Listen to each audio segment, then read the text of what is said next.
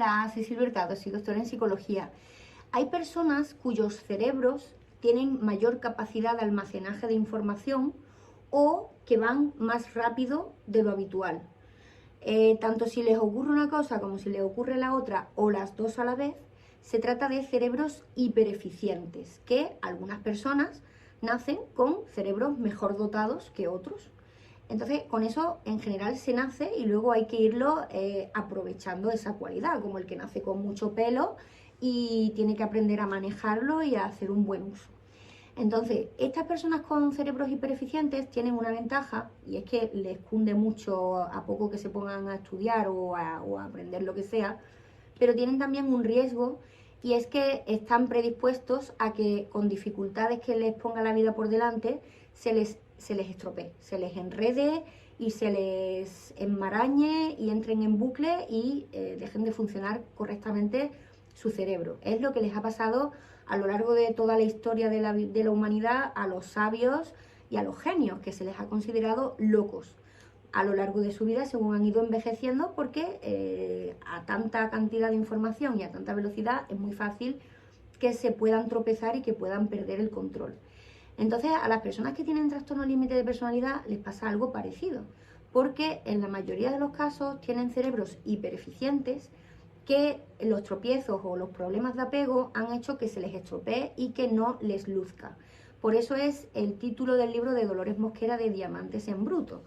Yo estoy enamorada de las personas con TLP porque en cuanto se les libera de ese enredo que se les hace metafóricamente en el cerebro, pues en cuanto se empiezan a entender a sí mismos y a aprender estrategias para manejarse con esa cantidad de información que tienen en su cabeza, se convierten en activos muy útiles para la sociedad, que no es que yo me alegre de verlos solo, es que sirven mucho al resto y es una alegría para el mundo.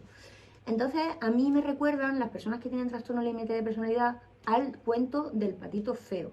Yo les quiero dedicar a todas las personas que tienen TLP este cuento del patito feo.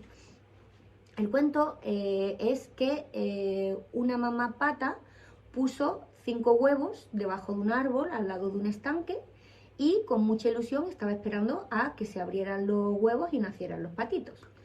Le sorprendía que había uno de los huevos que era un poco más grande que el resto, pero no le daba importancia. Entonces, cuando empezaron a nacer los patitos, uno detrás de otro, todos muy homogéneos, todos muy iguales, ella se preocupó porque el huevo grande no nacía, no se abría. Entonces ya se puso un poco más mosqueada. Entonces se puso a incubarlo y pensando que lo estaba incubando más de lo normal, que iba a salir un patito más bonito o más brillante o más bueno de lo normal. Entonces, cuando llegó el día en que el huevo se abrió, pues resulta que no fue así. Nació un pato más grande y de otro color, que era gris, y era un pato aparentemente muy feo. Entonces, lo primero que vio el patito feo era en la cara de su madre la preocupación, la pena y el deseo de que ese patito se hubiera parecido a sus hermanos. No se lo decía, pero no hacía falta que se lo dijera, el patito lo notaba, que era desaprobación y era pena y era una sensación de como si no estuviera en el lugar adecuado.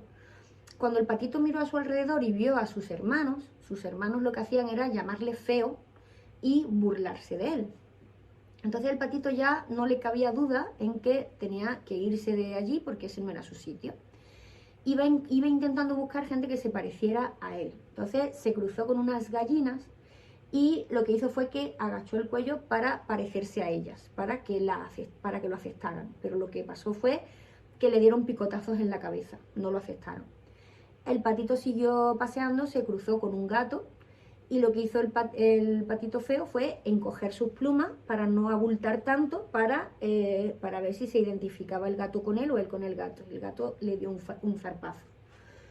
Siguió buscando y encontró un grupito de patos y entonces, como sabía que su graznido, su forma de hacer ruido con la boca era muy feo y muy desagradable, se cayó.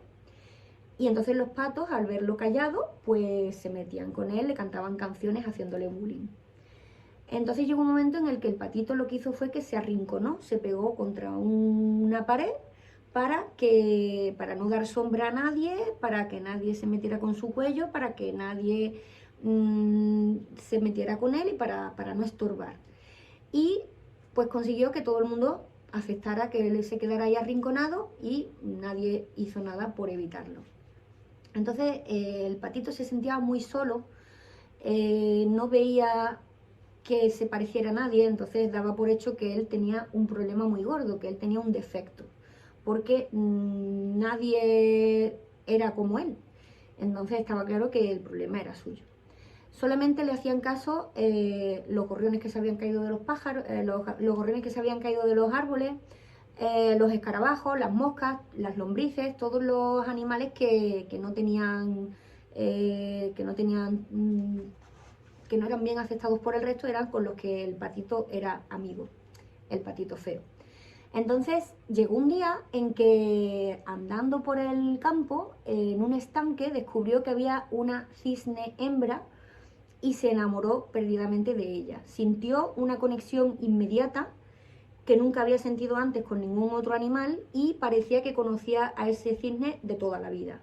Era una sensación de conexión, de intimidad. Tanta vergüenza le dio que miró para el suelo para no cruzarse la mirada, y al mirar para abajo se reflejó él en el agua y vio que él era también como ella, él era un cisne. Entonces en ese momento se dio cuenta de que él no era feo y de que él no era raro, sino que simplemente él era diferente, era una especie que solamente se iba a poder sentir identificado con personas de su estilo. Entonces el patito recuperó la seguridad en sí mismo y no quiso decirle nada a los patos, porque su apertura de mente y su inteligencia y su capacidad de sobrellevarlo era tan grande que no tenía ganas de explicarle a nadie que simplemente era un cisne y que no se tenían que haber metido con él. Lo aprendió, lo asimiló y empezó a sentirse cómodo por el hecho de existir. Esto pasa con las personas que tienen TLP cuando descubren cuáles son sus capacidades ocultas y empiezan a utilizarlas. Y descubren que se sienten identificados con las personas que son altamente sensibles como ellos y que son inteligentes y con mucho sentido de la justicia, de la ética.